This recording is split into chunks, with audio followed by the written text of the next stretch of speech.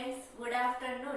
આજના લેક્ચરમાં ધોરણ 12 વિષય આંકડાશાસ્ત્રમાં ચેપ્ટર નંબર 1 સૂચકાંકમાં સ્વાધ્યાય 1.3 માં આપણે આજે એક્ઝામ્પલ નંબર 3 ટેક્સ્ટ બુકમાં પેજ નંબર 29 ઉપર જે દાખલો આપેલો છે તેના વિશે આજે આપણે અભ્યાસ કરીશું।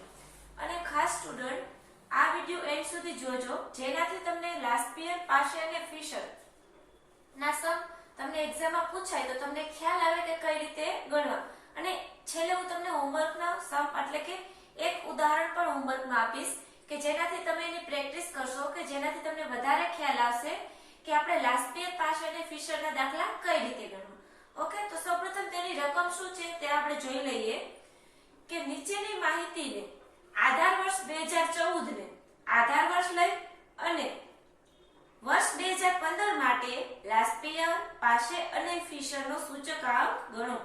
અહીં આપણને વર્ષ 2014 ને આધાર વર્ષ તરીકે લેવાનું કીધેલું છે એટલે કે આપણે જે અહીંયા P Q0 P0 કર્યો છે ત્યાં શું આપણે કરશું 0 0 એટલે કે આધાર વર્ષમાં આપણે કેટલા 0 ની જરૂર પડશે તો કે 2 0 કેમ કે જે આધાર વર્ષ છે આધાર વર્ષ 2014 છે તેમાં આપણે 0 લઈને અને 2015 માટે આપણે ગણવાનું છે તો તેને આપણે 1 લઈને આપણે ગણવાનું રહેશે।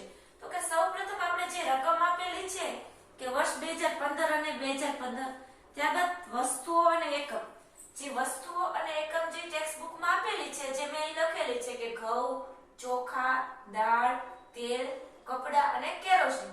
ત્યારબાદ એકમમાં આપેલા છે કેમાં તો કે એકમમાં કઈ રીતે તો કે કિલોગ્રામ, કિગ્રા, કિગ્રા, કિગ્રા, કિગ્રા એટલે છેલ્લે મીટર અને લીટરમાં આપેલા છે। શું તો કે જે વસ્તુ આપેલી છે તે આ રીતે એકમમાં આપેલી છે। ત્યારબાદ આપણે વર્ષ 2014 અને વર્ષ 2015 નો ડેટા આપેલો છે એટલે કે જથ્થો અને ભાવ આપેલો છે તો કે જથ્થો એટલે કે જથ્થાને આપણે ઇંગ્લિશમાં શું કહીએ તો કે ક્વોન્ટિટી। તો કે ક્વોન્ટિટીને આપણે કઈ રીતે લખશું તો કે Q0 તરીકે લખશું કેમ તો કે 2014 માટે છે એટલે અહીં શું લખશું આપણે Q0। ત્યારબાદ ભાવને આપણે ઇંગ્લિશમાં શું કહીશું તો કે પ્રાઇસ નો શું આવશે તો કે P0 એટલે કે વર્ષ 2014 માં આપણે 0 લેવાનો છે તે 0 અને ભાવ એટલે કે ભાવનું ઇંગ્લિશ શું થશે તો કે P એટલે કે P0 અને આ શું થશે Q0 કેમાં તો કે જથ્થામાં। તેવી જ રીતે વર્ષ 2015 માં જથ્થાને આપણે ઇંગ્લિશમાં શું કહીશું ક્વોન્ટિટી તો ક્વોન્ટિટી ને આપણો Q અને વર્ષ 2015 માટે 1। તેવી જ રીતે ભાવ એટલે કે પ્રાઇસ નો P અને વર્ષ 2015 છે એટલે કાઈ શું લખશું 1। તે જે આપણે ટેક્સ્ટ બુકમાં રકમ આપેલી છે તે મેં લખેલી છે ક્યાં તો કે જે આ જથ્થો અને ભાવ જે વર્ષ 2014 અને 15 માટે જે આપેલું છે ટેક્સ્ટ બુકમાં તે મેં અહીં લખેલી છે। ત્યારબાદ આપણે લાસ્ટ યર પાસ અને ફિશર દ્વારા આપણે દાખલો ગણવાનો છે। તો કે સૌપ્રથમ શું કરીશું તો કે આપણે શું વસ્તુ યાદ રાખવાની મેં તમને કીધેલી હતી આપણે જે લેક્ચર આપણે સૂત્ર જોયા હતા લાસ્ટ યર પાસે ફિશર એટલે કે ફિશરને આપણે કયા સૂચકાંક કહીશું તો કે આદર્શ સૂચકાંક। તેવી જ રીતે આપણે એમાં શું યાદ રાખવાનું હતું કે લાસ્ટ યરમાં તો કે 1000 નો કવર કેટલાનો કવર તો કે 1000 નો।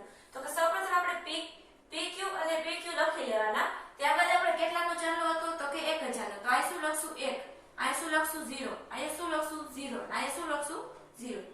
તેવી જ રીતે આપણે શું પાસેમાં કેટલાનો આપણે કવર યાદ રાખવાનું હતું તો કે 1101 કેટલાનું તો કે 1101 એટલે શું લખશું 1 1 0 1 રેગ્યુલર યાદ સ્ટુડન્ટ કઈ રીતે તો કે 1000 નો કવર 1 0 0 1 પછી 1101 કવર તો કે 1 1 0 1 આવી રીતે આપણે યાદ રાખવાનું રહેશે। ત્યારબાદ આપણે સૌપ્રથમ શું કરીશું તો કે P1 અને Q0 એટલે કે P1 એટલે કે આ અને Q0 એટલે કે આ પહેલું અને છેલ્લું એટલે કે આ બંનેનું શું કરશું આપણે ગુણાકાર કરતા જશું એટલે આપણે શું મળશે P1 Q0 મળશે। કઈ રીતે તો કે 20 ગુણ્યા 18 20 એને ગુણ્યા 18 એટલે કેટલા આવશે 360 પછી 10 ગુણ્યા 31.25 એટલે કેટલા આવશે 312.5।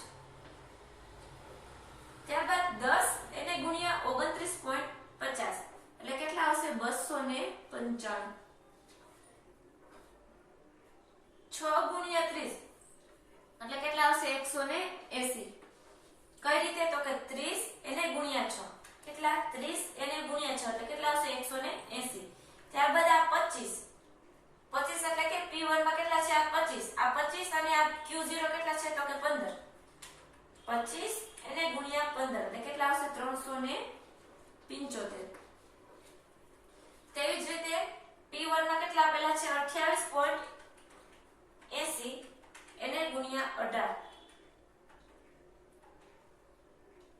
જવાબ કેટલો આવશે 518.4 હવે આપણે આ બધાનું શું કરશું ટોટલ કરીશું 518.4 પ્લસ 375 180 295 312.5 અને 360 એટલે કે આનો ટોટલ મળશે આપણને 2000 આ ટોટલ ને આપણે કઈ રીતે લખશું તો કે સિગ્મા P1 Q0 કેટલા આવશે 2040.9 કેટલા મળશે તો કે 2040.9 તેવી જ રીતે આપણે P0 Q0 એટલે કે P0 અને Q0 એટલે કે આ બંનેનો શું કરવાનું થશે ગુણાકાર કરતું જવાનું થશે કેનો તો કે જથ્થો અને ભાવજી Q0 અને P0 આપેલો છે આ બંનેનો શું કરશું આપણે ગુણાકાર કરતા જશું એટલે આપણે શું મળશે P0 Q0 મળશે ચલો 20 ગુણ્યા 15 એટલે કેટલા આવશે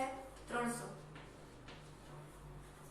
તેવી જ રીતે 20 ગુણ્યા 10 એટલે કેટલા આવશે 200 26 ગુણ્યા 26.50 ગુણ્યા 10 એટલે કે 265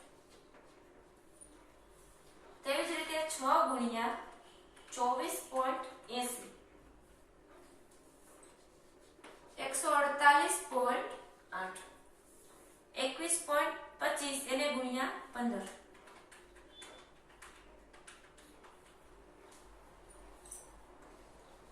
318.75 ત્યારબાદ 18 એને ગુણ્યા 21 18 એને ગુણ્યા 21 કેટલા આવશે 378 હવે આ બધાનો શું કરશું આપણે 1 બાય 1 સરવાળો કરશું કેનો તો કે આ બધાનો ચલો 378 પ્લસ 318.75 148.8 265 300 પ્લસ 200 એટલે કે 500 ટોટલ કેટલો આવશે આપણે એને શું લખશું તો કે P0 Q0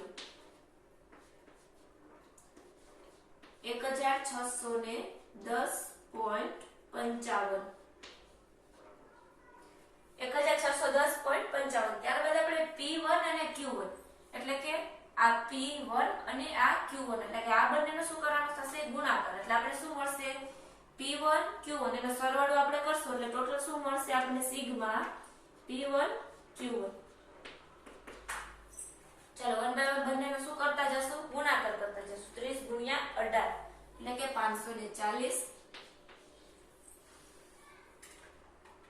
31.25 એને ગુણ્યા 15 એટલે કે 468.75 29.50 એને ગુણ્યા 15 આ બંનેનો ગુણાકાર કેટલો આવશે 442 442.5 ત્યારબાદ 24 8 ગુણ્યા 30 શું કરવાનું થશે 8 એને ગુણ્યા 30 240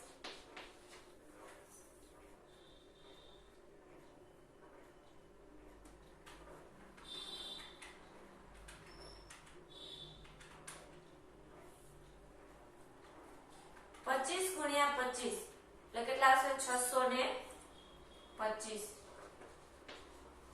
ત્યારબાદ 28.80 એને ગુણ્યા 30 28.80 એને ગુણ્યા 30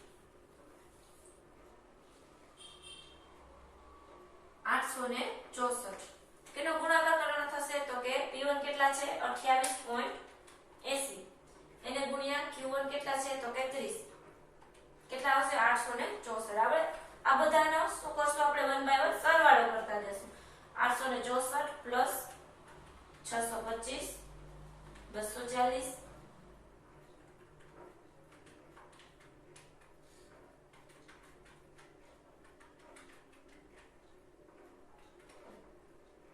342.5, 468.75 અને 540. કેટલા આવશે? 3180 પોઈન્ટ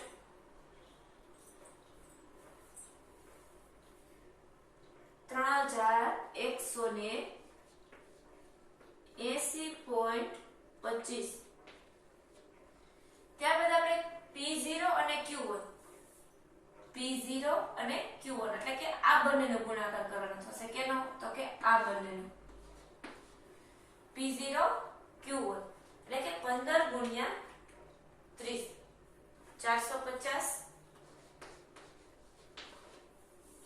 ત્યારબાદ 20 ગુણ્યા 15 300.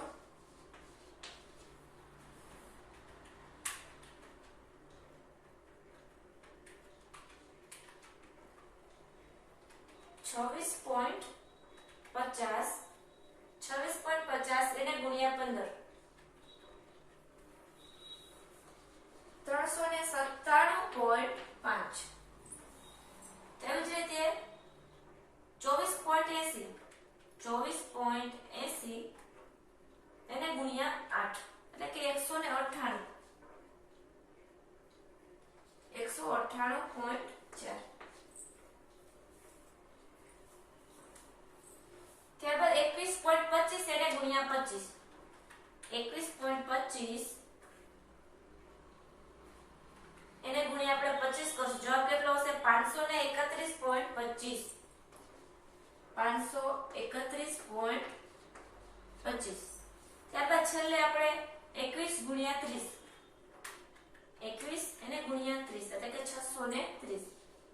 આ બધાનો સરવાળો કરશો એટલે શું મળશે? આપણે સિગ્મા P0 Q1. ચાલો આ બધાનો સરવાળો કરશો. 450 300 397.5 198.4 531.25. ત્યારબાદ છેલ્લે 630 છે એટલે કે બધાનો સરવાળો આપણને મળશે 2507.15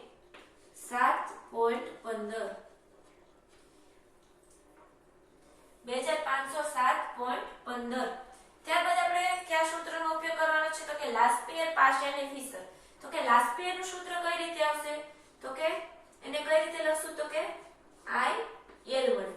એનું સૂત્ર કઈ રીતે આવશે? તો કે સિગ્મા P1 Q0 એને ડિવાઇડેડ સિગ્મા P0 Q0 એને ગુણ્યા 100. એટલે કે આપણે P1 Q0 કેટલો મળ્યો છે ટોટલ? તો કે 2040.9 એને ભાગ્યા P0 Q0 કેટલા મળ્યા છે? તો કે 1610.55 એને ગુણ્યા 100. જવાબ કેટલો આવશે? ચલો ગણતરી કરીએ. 2040.9 એને ગુણ્યા 100 એને ભાગ્યા 1610.55. કેટલો આવશે જવાબ? 126.72. 126.72. ત્યારબાદ પાશેને કઈ રીતે લખશું? તો કે IP વડે. એનું સૂત્ર કઈ રીતે આવશે? તો કે આપણે કેટલાનો કવર યાદ રાખવાનું? તો કે 1101 એટલે કે સિગ્મા P1 Q1 એને ડિવાઇડેડ સિગ્મા P0 Q1 એને ગુણ્યા 100. તો ચાલો સિગ્મા P1 Q1 કેટલો મળ્યો છે? સિગ્મા P1 Q1 તો કે 3180.15 3180.25 છે. કેટલા? 25 એને ગુણ્યા 100 ભાગ્યા કેટલા આવશે? તો કે સિગ્મા P0 Q1 કેટલા છે? તો કે 2507.25 2507.15 છે. કેટલા છે? 2507.15.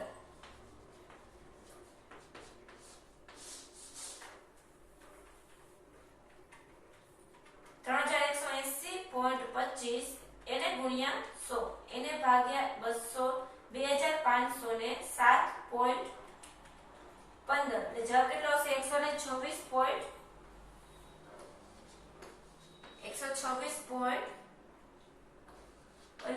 કેટલો 126.85 હવે શું કરવાનું આપણે ફિશરનું સૂત્ર તો કે આપણે બે રીતે આપણે સૂત્ર ગણી શકીએ કે જ્યારે તમને લાસ્ટ પેયર અને પાછળ શોધવાનું ન કીધેલું હોય ડાયરેક્ટ તમને ફિશર દ્વારા તમારે સૂચકાંક શોધવો હોય ત્યારે આપણે સૂત્ર જે મોટું સૂત્ર હતું તેનો ઉપયોગ કરીને દાખલો ગણશું પણ અહીં આપણે લાસ્ટ પેયર અને પાછળ શોધેલા છે એટલે કે આપણે કયા સૂત્રનો ઉપયોગ કરશું તો કે નાના સૂત્રનો એટલે કે IF વર્ગમૂળમાં આપણને IL એટલે કે IL એને ગુણ્યા IP એટલે કે લાસ્ટ પેયર એને ગુણ્યા પાસે ચલો હવે IL આપણે કેટલો મળ્યો છે તો કે 126.72 તો અહીંયા કેટલા લખશું 126.72 એને ગુણ્યા IP એટલે કે આપણે પાસે કેટલો મળેલો છે તો કે 126.85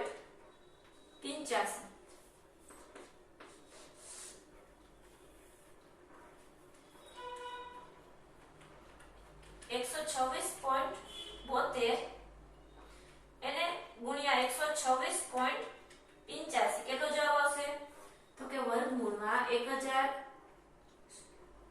16074.432 અને વર્ગમૂળ કાઢશો એટલે આપણે શું મળશે IF એટલે કે ફિશરનો સૂચકાંક કેટલો મળશે 126.79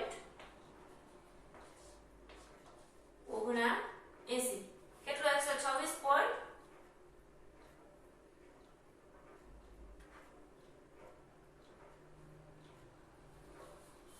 78 જ આવશે કેમ કે આપણને પોઈન્ટમાં જે આપણે વર્ગમૂળ કાઢીને પોઈન્ટમાં આપણે કેટલો જવાબ આવે છે તો કે 126.784 આવે છે એટલે કે આપણે કેટલા લખશું 126.78 લખીશું તો અહીં સુધી રાખીએ આ આપણો સમ તો હું તમને હોમવર્કમાં એક ઉદાહરણ આપું છું કે ઉદાહરણ નંબર જે 12 છે તમારી ટેક્સ્ટ બુકમાં હોમવર્કમાં ઉદાહરણ નંબર 12 પેજ નંબર 22 ઉપર જે આપેલ છે ને